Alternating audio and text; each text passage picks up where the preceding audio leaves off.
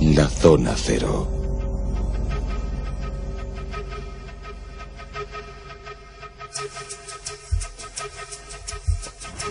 Una Zona Cero que esta noche viene cargada de enigmas con los favoritos de entre los favoritos, por lo menos a día de hoy, porque bueno, luego las cosas cambian, pero en estos instantes les hemos pedido, en el tiempo en el que estamos viviendo, una selección a cada uno de nuestros dos hombres. Jesús Callejo, Carlos Canales, muy buenas noches. ¿Qué tal? Muy buenas noches. Hola, buenas noches. Que hicieron una selección de su podium favorito de enigmas, que en estos instantes les generan más preocupación, más inquietud, más fascinación, y bueno, vamos a aderezarlo después con dos pequeñas píldoras de las que se atragantan, es decir, dos casos que en su momento fueron enigmas y que después se convirtieron en fraude.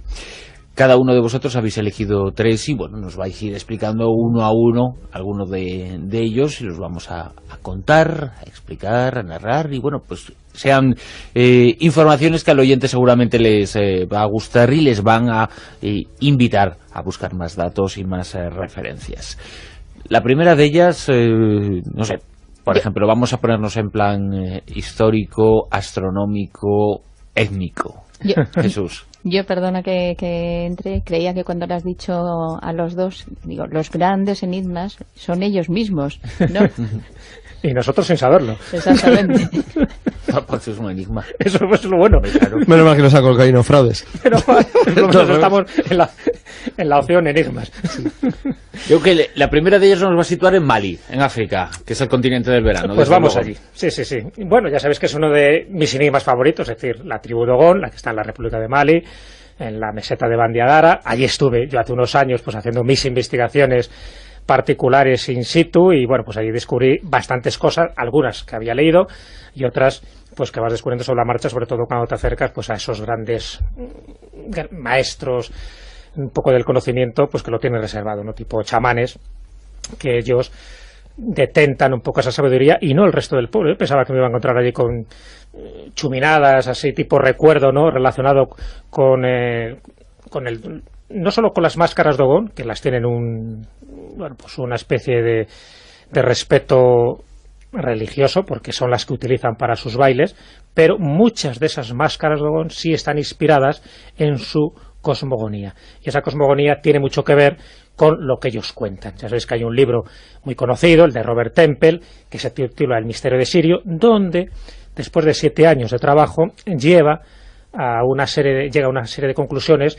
Y entre ellas es que la información que él posee, que en parte venía de un antropólogo francés llamado Marcel Griol, pues es ni más ni menos que sorprendente desde el punto de vista astronómico. Griol, que es un poquito el santo grial, ¿verdad? El juego sí, de palabras claro, de esta historia, porque lo que él deja escrito sirve como referencia por la época en la que lo hace. Puede decirse que después, bueno, se supo la información, pero ciertamente cuando Griol deja escritos esos conocimientos que tenían los dogones, la ciencia aún no lo sabía. No lo sabía. ¿No? Claro, es el poco el que pone el dedo en la llaga, el que se da cuenta de que hay un pueblo aparentemente atrasado en África, que es el pueblo Dogon, que es casi un pueblo dentro de un pueblo, que es la República de Mali, porque ya sabéis que son varias etnias, y una de ellas son los Dogon, que están como más marginados dentro de lo que son las etnias dominantes dentro de la República de Mali. Bueno, pues él se da cuenta de que hay una serie de cosas que le están contando que no encajan dentro de otras cosmovisiones que pueden tener otros pueblos cercanos a Mali. Bueno, él lo deja escrito en un libro de antropología, ya digo, Robert Temple, años después, lo da a conocer en El misterio de Sirio. ¿Qué es lo que dice básicamente? Porque en el fondo estamos haciendo un pequeño resumen de nuestros enigmas favoritos. Lo que dice básicamente con la información que él recoge es que las leyendas Dogon hablan de forma tasativa de una extraña arca de luz que viene del cielo, que de ella salen unos seres mitad pez, mitad hombres, que los llaman gnomos, con 2 M's, o instructores acuáticos, por decirlo así, porque están muy relacionados con el elemento agua. Dicen venir de una estrella llamada Potolo y que transmiten a los humanos una serie de conocimientos astronómicos que no estaban al alcance ni siquiera de los sabios más reputados en aquella época. Y cuando Marcel Griol recoge esta información, estamos hablando de mediados del siglo XX, pero que a su vez es transmisión verbal de unos a otros, que bueno, pues se pierde un poco la noche de los tiempos y que según Robert Temple, ni más ni menos que estaríamos hablando de una información de más de 5.000 años de antigüedad y que también poseían los egipcios. Bueno, pues al final, con el tiempo, él descubre, pues eso, la estrella llamada Potolo correspondería asirio, se da cuenta de que los Dogón conocían un sistema binario que sirio no solo es sirio A, sino también sirio B, y Potolo sería sirio B, que además dicen que, las leyendas Dogón, que estaría compuesto de un material muy brillante y mucho más pesado que el hierro, que ellos llaman Sagala, y que un poco dentro de la equivalencia de nuestra escala de Mohs, que va del 1, que es el talco, al 10, que es el diamante, bueno, pues el Sagala tendría una dureza 500. O sea, que os podéis imaginar, hablan las leyendas Dogón, que solo una pequeña fracción del núcleo de Potolo, es decir, de sirio B, sería tan pesado como todos los habitantes de la Tierra. Exagera, pero luego se descubrió que Sagala, que es de lo que estaría compuesto la estrella Potolo, que es conocida por la astronomía oficial como Sirio B, es una enana blanca y extraordinariamente pesada, que sería la compañera de Sirio B, y que, por cierto, Sirio B da una órbita alrededor de Sirio A de 50 años. Todo eso también estaba recogido. Pero, y lo sorprendente, y con esto termino como enigma, es que también se descubre dentro de sus relatos que hay un Sirio C. Bueno, pues el Sirio C se descubre por astrónomos franceses en el año 1995, que es lo que los Dogón llamaban la estrella M Ya.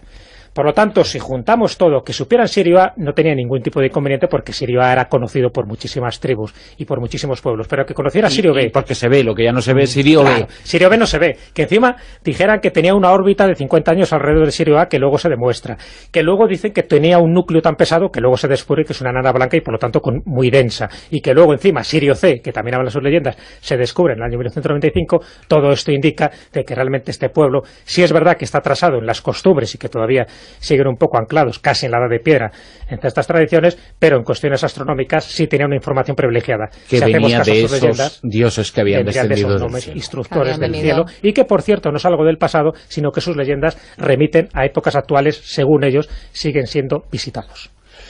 La mesa de Salomón, el primero de los enigmas seleccionado por Carlos Canales. Claro, yo he cogido también uno del que ya hemos hablado, en La Rosa de los Vientos, y lo he traído porque de todos los enigmas que me parecen interesantes, porque mezclan tradición, leyenda, misterio e historia, es el único que encima está relacionado con nuestro país. Es el único enigma bíblico que tiene una profunda relación con España.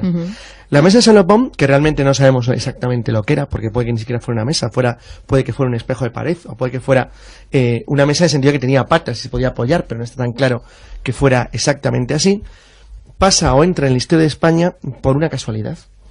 La mesa de Salomón estaba obviamente en Jerusalén, y allí se supone, o dice la historia, que es capturada por las legiones de Tito en el año 70, cuando la rebelión de Simón Bar Giora, y cuando toma, en nombre de su padre Vespasiano, la ciudad capital del reino judío.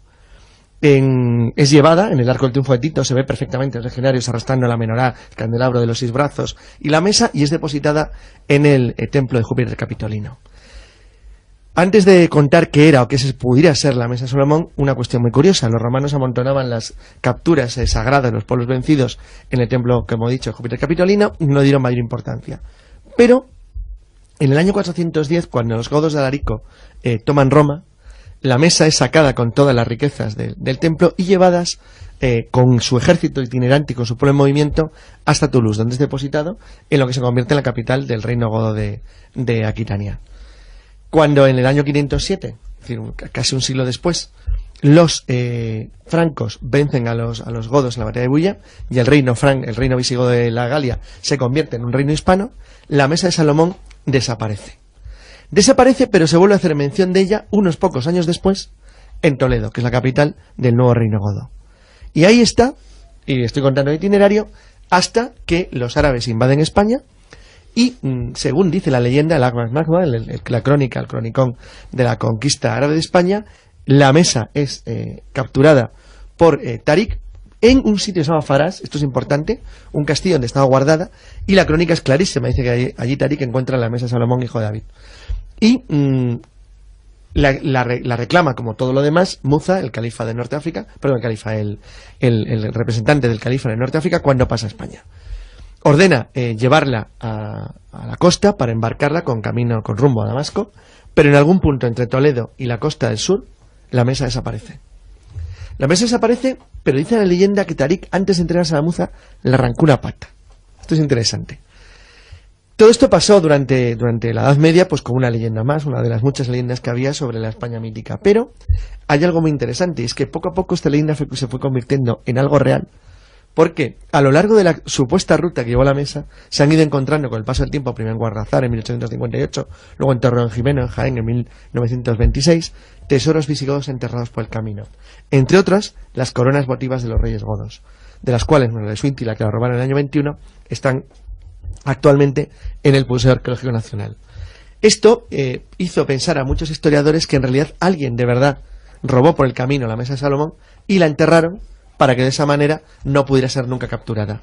Bueno, fuera lo que fuera, fuese lo que fuese, que no podemos hoy entrar en debate cuál era el asunto, es uno de los mitos más extraños de la historia de España porque nos pone en contacto con la Biblia, lo cual no deja de ser curioso. El segundo de los enigmas, también con cariz religioso, Jesús Gallejo, habla de bilocaciones, es decir, que hay religioso, pero también parapsicológico, fenomenológico, un personaje fascinante que es Sor María Jesús de Ágreda.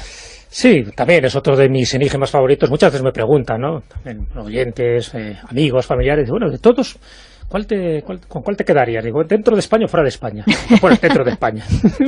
Bueno, este es dentro-fuera. Y este es una exteriorización, ¿no? Como están dos sitios a la vez, pero digo, dentro de España tenemos una de esas mujeres fascinantes que por desgracia solo se ha quedado venerable, ni ha llegado a beata, ni llegará posiblemente a santa, pero por una serie de cuestiones pues casi de política interna, ¿no? De por escribir un libro revelado. No importa, que no tiene ningún mérito ser santo ni ser beato. No, evidentemente, pero bueno, pues la verdad es que esta mujer se acumula muchísimos prodigios. Que hay algunos en el santoral que nos habéis contado, que bueno. Entre los antiguos y los modernos, o sea que bueno. Que tenían más contactos. Una vez dedicamos un monográfico a santos que nunca han existido. Bueno, si te contara yo algunos que hubiera sido mejor que no existieran también. Las muelas de Santa Polonia que hay por ahí, consideradas como reliquias, que son muelas de burros, o sea, que te digo, porque Santa Polonia como tal no hay datos históricos, yo no te digo de San Cristóbal. Pero bueno, el caso de Sor María Jesús de Ágreda me llama muchísimo la atención y siempre me va a llamar la atención porque sí fuimos estudiados por la Inquisición, porque hay datos, porque no estamos hablando solo de la apreciación subjetiva de ella misma, de lo que pudo confesar o de sus hermanas en la fe, sino que estamos hablando de algo que fue reiterado a lo largo del tiempo, es decir, desde 1620 a 1623, ella tenía 18 años, por lo tanto hasta los 21 años, ella viaja a lugares que ahora son conocidos como Nuevo México, en Texas, en California, en Arizona, en más de 500 ocasiones. Ella siempre estuvo en su convento de Ágreda, en Soria, pero se da ese fenómeno de la bilocación o exterioridades, como realmente se llamaba en la época, y aquí está lo sorprendente. ¿Por qué? Porque cuando el franciscano Alonso de Benavides va a evangelizar a los indios salvajes de las montañas de Sonora, Nuevo México, en el año 1626, se encuentra con una agradable sorpresa para él. Y es que muchos intentos habían hecho anteriormente por parte de los jesuitas y no habían conseguido nada. Pero bueno, llegan los franciscanos y mira tú por dónde, pues se encuentra que los indios jumanos, que son los indios de Nuevo México que habitaban cerca de lo que actualmente es la localidad de Isleta Pueblo, pues les piden el bautismo y otros sacramentos. Y dicen, bueno, ¿y esto cómo puede ser así? Y además se saben incluso de memoria algunas oraciones. Bueno, pues en el memorial que redacta Alonso de Benavides cuenta cómo estos indios humanos le están contando a ellos que años antes una mujer se había presentado allí vestida con un hábito azul y que les había predicado cada uno en su lengua, cada lengua de cada una de las tribus, y que, bueno, les habían comentado que llegarían una serie de personas y que ellos tendrían que buscarles para conseguir el bautismo. Bueno, pues Benavides se queda con lo ojiplático porque no entiende nada de esto, piensa por un momento por las descripciones que se refiere a la madre Luisa de Carrión, que por entonces tenía fama de bilocarse, pero cuando le enseñan un poco la imagen de Luisa de Carrión, la pobre mujer en aquella época pues estaba muy mayor, muy ajada, y le dicen los indios, dicen, no, que la que ellos habían visto era moza y hermosa, claro. Con lo cual quedaba un poco mal Luisa de Carrión, porque no era ni moza ni hermosa. Siguen la pista y al final descubren que realmente se refiere a Sor María Jesús de Ágreda, la famosa Dama Azul, por el hábito, que no era ninguna virgen, pero que realmente correspondía a un personaje real vivo y que estaban ocurriendo en aquel momento, pero un fenómeno de locación en los dos lugares. Y hasta el punto que incluso, según los testimonios de los indígenas, esta dama no solo hacía milagros, sino que entregaba cálices y rosarios, con lo cual se da un fenómeno todavía mucho más apasionante en las bilocaciones, porque no sería un holograma lo que allí se proyecta, sino que realmente es un objeto físico que es capaz de dar cálices y rosarios. Así que básicamente esto es lo que cuento, pero como fue muy estudiado por la Inquisición, porque le quería meter mano realmente a nuestra monjita Sor María de Jesús de Ágreda, no lo consiguieron porque vieron que los testimonios de esta mujer eran exactos, eran correctos, pues bueno, todo quedó como uno de los mayores casos de fenómenos místicos de la historia, y en concreto de la historia de España. Nan Madol, uno de los sitios más raros del mundo, y que fue español hasta 1899, aunque nunca se lo valoró por parte de la abandonadísima provincia española de Micronesia Occidental como merecía. Es un complejo arqueológico de 18 kilómetros cuadrados que incluye arquitectura megalítica, formado sobre un arrecife de coral y que está en la orilla de una isla, la isla de Tengüen, y otros islotes artificiales junto a Pohnpei, que es la isla principal, actualmente la Federación de Estados de Micronesia. Se hizo famosísimo en los años 70 porque aparecía en la obra de von Däniken. Y todo lo que aparece en la obra de von Däniken, que por supuesto para él ya lo habían puesto extraterrestres y punto final al tema, pero la verdad es que merece un estudio en profundidad y serio, porque toda la gigantesca estructura de la isla, de las islas artificiales que forman Nan Madol, que van de 1,5 kilómetros de ancho por casi 500 de ancho, perdón, 1,5 de largo por 500 de ancho, tienen más de 100 islotes artificiales formados de piedra y coral, que están rodeados de canales, y que no se sabe en realidad cómo se construyeron ni por quién. Las leyendas de la isla hablan de los Andeleu, una dinastía mítica que gobernó la isla con mano de hierro, porque, por cierto, en Nan Madol no hay agua dulce, no hay comida, no hay nada. O sea, todo tienen que llevárselo. O sea, cualquier cosa que se pudiera hacer exigiría que alguien fuera al interior de Pohnpei a buscarlo. Lo cierto es que, a pesar de todos los intentos de hacer una datación correcta con carbono y de saber más o menos cuándo se pobló la isla de Pohnpei, que aproximadamente se calcula que los primeros habitantes llegaron en torno al año 200 a.C., se ha pensado siempre que la estructura de Nan Madol se empezó a hacer en la Edad Media, entre el siglo VIII-IX, y la parte principal en el siglo XIII, pero nadie sabe cómo.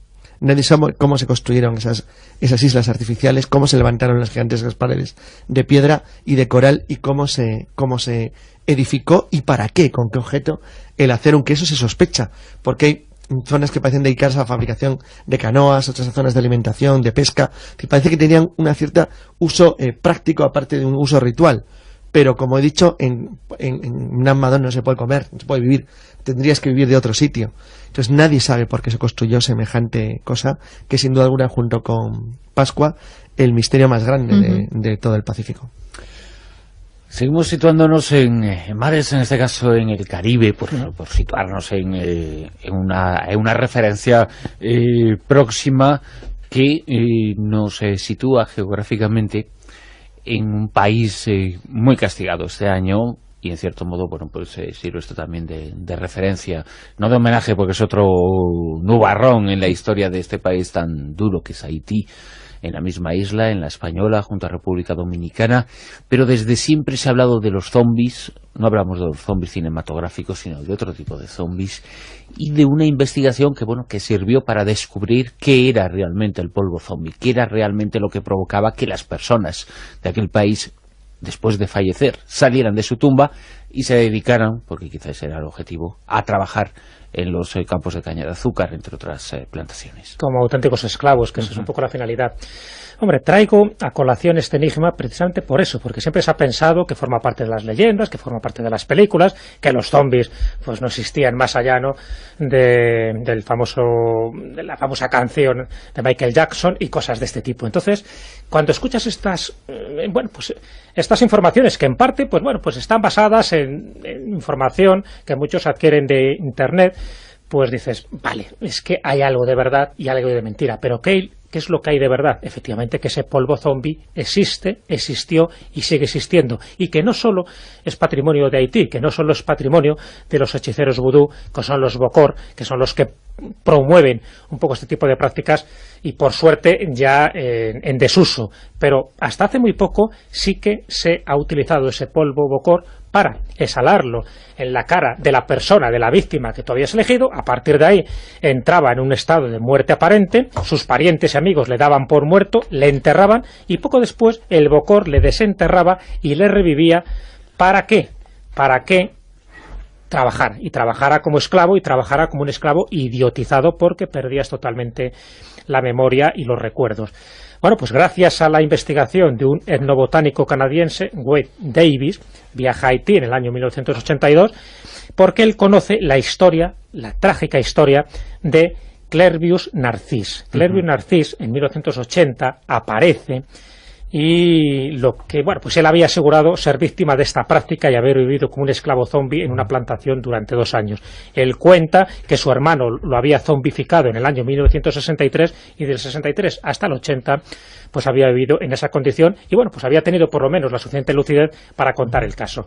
Es lo que le permite al etnobotánico canadiense Wade Davis acercarse 2 años después a Haití para estudiar lo que pudiera haber de verdad en la leyenda de los zombies. Y llega a la conclusión, y eso lo relata en uno de los libros más conocidos, que es La serpiente y el arco iris, que por cierto hicieron película, y luego en otro libro posterior, Pasaje al infierno, un poco, bueno, a la oscuridad, se ha dado bastantes títulos en el año 1988, y él descubre los componentes por qué alguien se le puede convertir en zombie. Y aquí es un poco ¿cuáles son? Y esos componentes, hay varias cosas, parece que hay huesos humanos triturados, hay un poco de aloe, un poco de cedro, también hay un poco de datura, de stramonium, que es un poco lo que llaman el pepino zombie, pero sobre todo hay un elemento que es fundamental, que es la tetrodotoxina, que es un veneno extraído del hígado del pez globo. Bueno, pues la tetrodotoxina es lo que permite ralentizar el ritmo cardiorrespiratorio de las víctimas que son enterradas vivas para que no mueran rápidamente. Hay que desenterrarlas, pero a partir de ahí tus facultades mentales, las neuronas, quedan muy deterioradas. Y no se recuperan. Y no se recuperan. Salvo en muy raras excepciones, como el caso de Narciso un poquito, y gracias a eso se pudo empezar a seguir la pista. Exactamente, ¿no? con lo cual el Pondo Zombie no es una leyenda, sino que por desgracia ha formado parte no solo de las tradiciones, sino también de la política de Haití durante muchos años. Una de esas tristes realidades en este país con tan dura historia. ¿El último de tus enigmas, Carlos? Pues muy brevemente, la calculadora de Maui está relacionado con el descubrimiento de un epigrafista norteamericano, Barry Feld, que en un libro fantástico que recomiendo a todo el mundo, que es America Before Christ, es decir, América antes de Cristo, BC, literalmente, hizo mención a un descubrimiento, a una extraña inscripción en una roca en Irian Jaya, en Sosorra, en lo que hoy es Nueva Guinea, en lo que era antes Nueva Guinea Oriental, hoy es parte de Indonesia, y en esa extraña roca apareció un dibujo que después de años de investigación él relacionó con un supuesto viaje que ocurrió en el siglo III antes de Cristo, provocado por el faraón Ptolomeo III por el faraón Ptolomeo de Egipto y por Eratóstenes de Cirene, que en aquel entonces era el científico más importante de la época clásica, la primera persona que calculó que la Tierra tenía 40.000 kilómetros de diámetro y además el director de la Biblioteca de Alejandría. Ellos propusieron al faraón dar la vuelta al mundo con una expedición que partiría por el este, que era la costa conocida, siguiendo el Índico hasta ver hasta dónde podían llegar. A través del descubrimiento de Barry Feld, que lo que hicieron es reconstruir la máquina que aparecía en la extraña inscripción de la piedra en la roca de Sosorra y vieron que era una auténtica máquina para calcular, creen que era un sistema que permitía calcular la longitud. Algo que no se consiguió en realidad en el mundo occidental hasta el siglo XVIII. Si eso realmente era una máquina capaz de calcular la longitud, es posible, según se ha ido haciendo a través de un estudio muy complejo, que la expedición griega llegara tal vez hasta más allá de Australia en el siglo III antes de Cristo. Digo griego porque los egipcios eran griegos, básicamente. El descubrimiento de Feld y de la roca de Sosorra permitiría el ampliar el conocimiento, el desconocimiento absoluto que teníamos sobre la capacidad de navegación en tiempos antiguos. Y ahora 2 enigmas que podrían haber estado en esta lista, pero que por el camino dejaron de serlo, aunque algunos todavía lo utilicen y lo saquen a colación, pero aquí nosotros los vamos a explicar porque son fascinantes y pueden servir para que la gente, pues intente buscar información, porque lo que les rodea es increíble. Casos más relativamente parecidos. En un titular, Jesús, ¿uno de tus favoritos? Pues uno de mis favoritos, el gigante de Cardiff. ¿Por qué lo traigo también un poco sobre esta mesa de enigmas, en este caso de fraudes? Porque había mucha obsesión durante siglos de acreditar que los gigantes existieron y que por lo tanto muchos de los relatos bíblicos tenían una acreditación histórica. Entonces se buscaba gigantes por donde fuera. Sabe luego que muchos correspondían pues a fósiles de dinosaurios que no eran bien catalogados, pero llegaron a algo más. Es decir, cuando no se descubrían gigantes se fabricaron. Y el caso de Cardiff fue de los más clamorosos, pero que duró durante un tiempo, ¿no? En la pequeña villa americana de Cardiff, en el estado de Nueva York, se halla un gigante fósil de 3,5 metros de alto, y al final pues el propietario del terreno, que es William Newell, pues quiere sacar provecho. Esto ocurre en octubre de 1869, y a partir de ahí pues claro, evidentemente la cosa cantaba. ¿Por qué cantaba? Porque siempre hay alguien por ahí que dice, hombre, esto, un gigante no se petrifica de esta manera.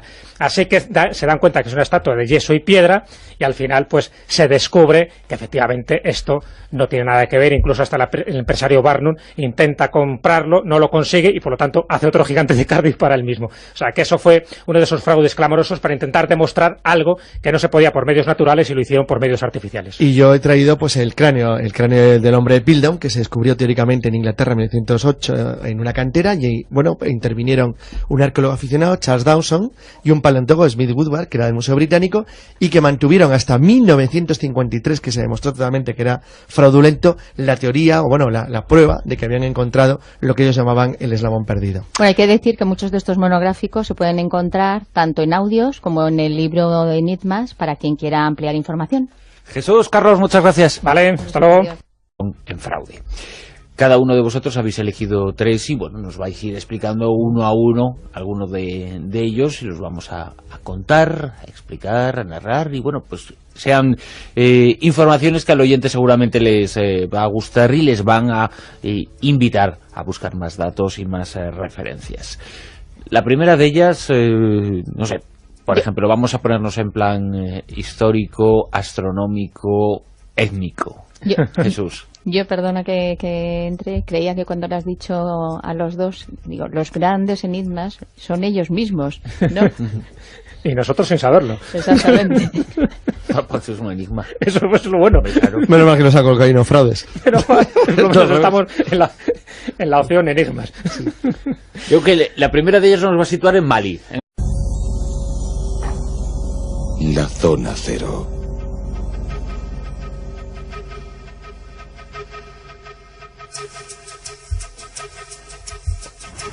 Una zona cero que esta noche viene cargada de enigmas con los favoritos entre los favoritos, por lo menos a día de hoy, porque bueno, luego las cosas cambian, pero en estos instantes les hemos pedido, en el tiempo en el que estamos viviendo, una selección a cada uno de nuestros 2 hombres, Jesús Callejo, Carlos Canales. Muy buenas noches. ¿Qué tal? Muy buenas noches. Hola, buenas noches. Que hicieron una selección de su podium favorito de enigmas, que en estos instantes les generan más preocupación, más inquietud, más fascinación, y bueno, vamos a aderezarlo después con 2 pequeñas píldoras de las que se atragantan, es decir, 2 casos que en su momento fueron enigmas y que después se convirtieron inspiradas en su cosmogonía. Y esa cosmogonía tiene mucho que ver con lo que ellos cuentan. Ya sabéis que hay un libro muy conocido, el de Robert Temple, que se titula El misterio de Sirio, donde, después de 7 años de trabajo, llega a una serie de conclusiones, y entre ellas es que la información que él posee, que en parte venía de un antropólogo francés llamado Marcel Griol, pues es ni más ni menos que sorprendente desde el punto de vista astronómico. Griol, que es un poquito el santo grial, ¿verdad? El juego sí, de palabras claro, de esta historia, porque lo que él deja escrito sirve como referencia por la época en la que lo hace. Puede decirse que después, bueno, se supo la información, pero ciertamente cuando Griol deja escritos esos conocimientos que tenían los dogones, la ciencia aún no lo sabía. No lo sabía. ¿No? Claro, es el poco el que pone el dedo en la llaga, el que se da cuenta de que hay un pueblo aparentemente atrasado en África, que es el pueblo Dogón, que es casi un pueblo dentro de un pueblo, que es la República de Mali, porque ya sabéis que son varias etnias, y una de ellas son los Dogón, que están como más marginados dentro de lo que son las etnias dominantes dentro de la República de Mali. Bueno, pues él se da cuenta de que hay una serie de cosas que le están contando que no encajan dentro de otras cosmovisiones que pueden tener otros pueblos cercanos a Mali. Bueno, él lo deja escrito en un libro de antropología, ya digo, Robert Temple. Después, años después, lo da a conocer en el misterio de Sirio. ¿Qué es lo que dice básicamente? Porque en el fondo estamos haciendo un pequeño resumen de nuestros enigmas favoritos. Lo que dice básicamente, con la información que él recoge, es que las leyendas Dogón hablan de forma tasativa de una extraña arca de luz que viene del cielo, que de ella salen unos seres mitad pez, mitad hombres, que los llaman gnomos, con 2 M's, o instructores. En África, que es el continente del verano. Pues vamos allí. Sí.